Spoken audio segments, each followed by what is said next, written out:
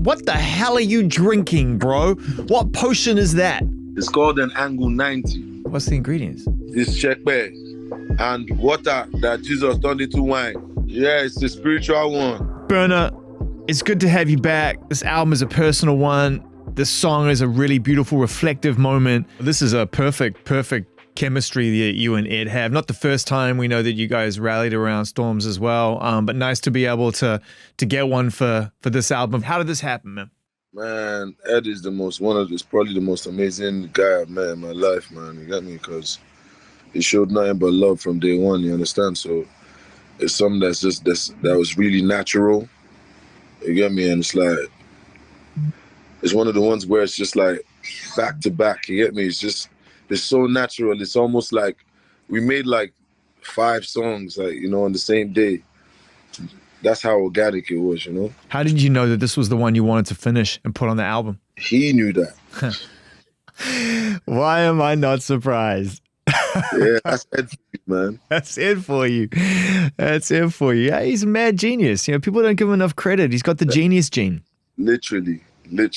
How did he tell you? Because that's one of the things. Let's get real granular. One of my favorite things is getting Ed Sheeran stories about how he is able to influence strong artists in a really lovely way. Because he's strong with his opinion. Yeah, it's not even that. He doesn't. It's not like he imposes anything on you. It's just so natural and so logical. Yeah, like, I don't know. The guy's just such a genius, man. He just knows what's what and when, you know? So it's like, as soon as it's like, this was the last one we did, we started working on, and like, he was like, yeah, this is it, this is the one, this is it. You feel me? At the time, I wanted there was another one I thought, okay, this would be cool. You feel me? This should be the one, like, you get me? And then we made this one, and then boom, it was just next level. You built the bridge, man. You and some of your contemporaries built the bridge from Africa to the world in a modern landscape. And on this particular album, Burna, you've decided to make it more of a personal experience rather than just carrying the world on your shoulders and doing it solely for the people and for the fans and for the community. I feel like this has been an important album for you. Yes, yeah, because this is like my birthday gift to me, you know. In a way, because like there's no better gift to give myself, you know, than something personal and literally giving a part of myself to the whole world, you know. You know, the album title says it all, right? Love Damini. Literally. That is who you are. That is the name you were given at birth. You have since created this identity, Burna Boy, which is an extension of who you were at birth and who you've become as a man and an artist. But calling it something personal like that, did that help influence the nature of the music, or did it come at the end of the creative process? No, like when I'm making a project, I know what the project is, you know, like it has to start with the name of the project, you know, and then we build, you know, it's like a movie. It's like, if the movie is called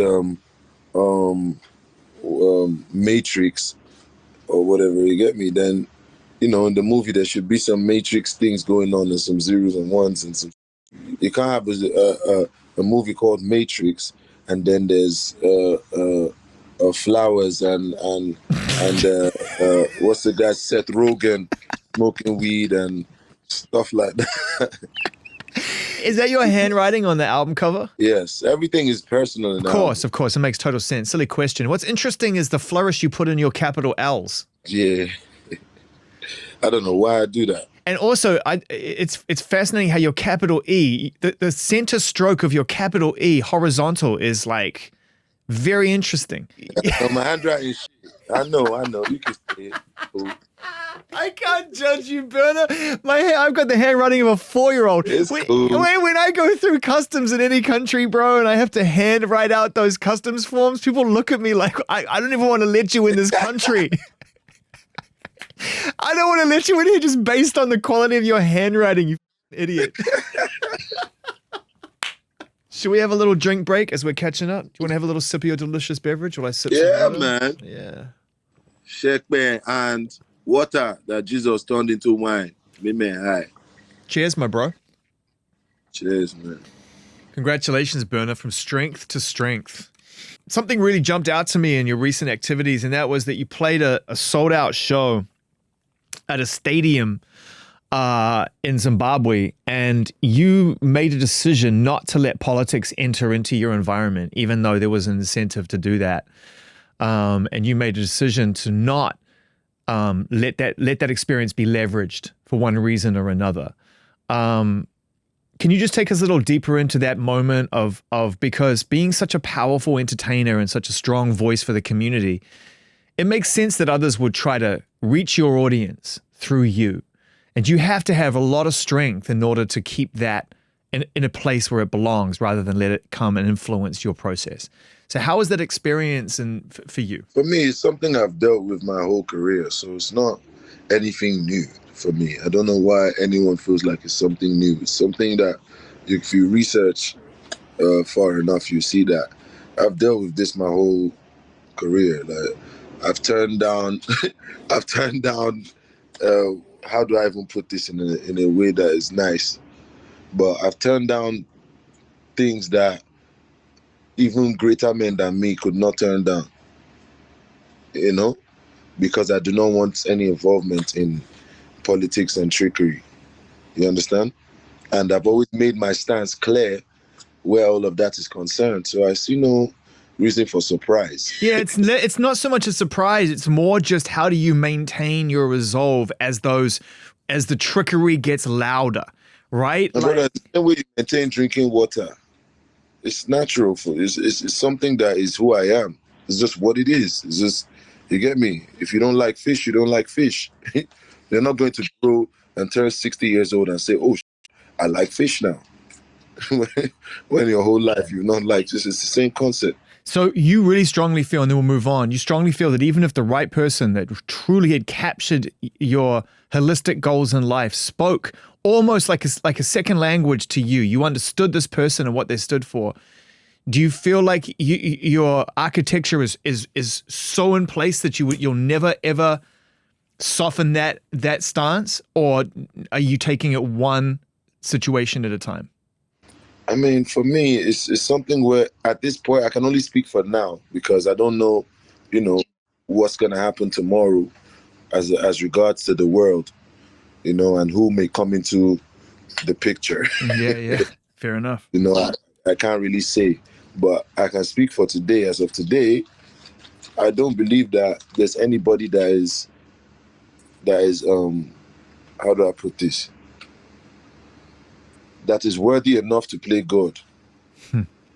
That's qualified enough to play God. It's not something that I blame anyone for.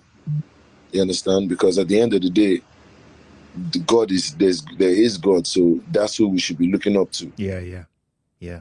Everything else is gonna be flawed. There's gonna be holes in everything else. You cannot say, yeah, I believe in this person to lead my generation and to lead my people and to lead me to the promised land. Do you understand? Without expecting that there's a possibility that, look, this person is also human and he has flesh just like me and he bleeds just like me. And he's prone to the same type of temptation and corruption. And there's some leaders who, it's not that they're bad, they're actually good, but they're surrounded by evil. The system doesn't support the vision all the way through. Exactly. And in some respects, this is where music and art can really make the hugest difference because, and it was will.i.am who said this to me, that he genuinely feels that the language of art is to this day one of, if not the only channel of communication that remains ultimately pure, because it cannot be distorted from completion to distribution. Now, what happens afterwards, people can have opinions, that's one thing, but the actual origin of the message and the original art that gets shared remains whole and intact. So for me, that's why I stick to music, and I don't really, at this point, I feel like I've said all there is to say about the realities and everything. Hey, I'm looking at this track listing right here, and there's some really great. I mean, obviously you start and you end the album with Ladysmith Black Mambazo, which has obviously got to be hugely soulful experience for you. Legendary moments, man. Yeah. And then in between, you know, you get to dance in lots of interesting and great places, which makes sense for you. But I'm picking out J Balvin specific because, you know, Balvin just came from a great and groundbreaking collaboration with a prominent Indian artist. He's already done wonders for his own community by helping to break out Latin music on the global stage. And then to move into a space with you as well, it's just, I love the idea of globalizing everything in that regard. And I wonder how it was working with Balvin, because he's a brilliant and brave artist, I think. An amazing guy too, man. Amazing person. Like, someone who, you know, we kind of had that connection. And yeah, sometimes I'll shoot him a text, you know, shoot me a text, you get me? Make sure you get me, head is right, sitting up, you get me? So that's how it is, man. It's all love at the end of the day, you get me? It's a global village. It's going to be one of the things that people really sort of are able to reflect upon your legacy when all is said and done. Man, people don't understand that's the beauty of planet Earth, man. It's the diversity and the ability and the fact that you can go and explore and find out and learn and, you know, implement and, you know, all types of, that's the beauty of the world, man. Right down to the beginning of time, from when they discovered boats and they could go places and find land on boats. You understand? Like, that's what the world was about. It's been about. You understand? So, I mean, yeah, man. It all comes together. You've been traveling now and seeing the world through your art and through the filter of what you do now for quite some years. Do you have any particular place in the world that truly captured your heart that's not home? I mean, the whole world really catches my heart, man. You get me? Because it's almost like the world won't be the same without any one part. It's like if one part of the world was to be wiped out today, the world will feel that something's changed. Something's missing. You understand? So everything comes together, man. I always love talking with you, man. You know, you take me places that make me think about a new way. It's great to see you as always, bro. And congrats on completing this album and good luck with everything that follows, man. I know the tour starts North America soon. I'll see you at the show. Appreciate you, man. Definitely see you soon.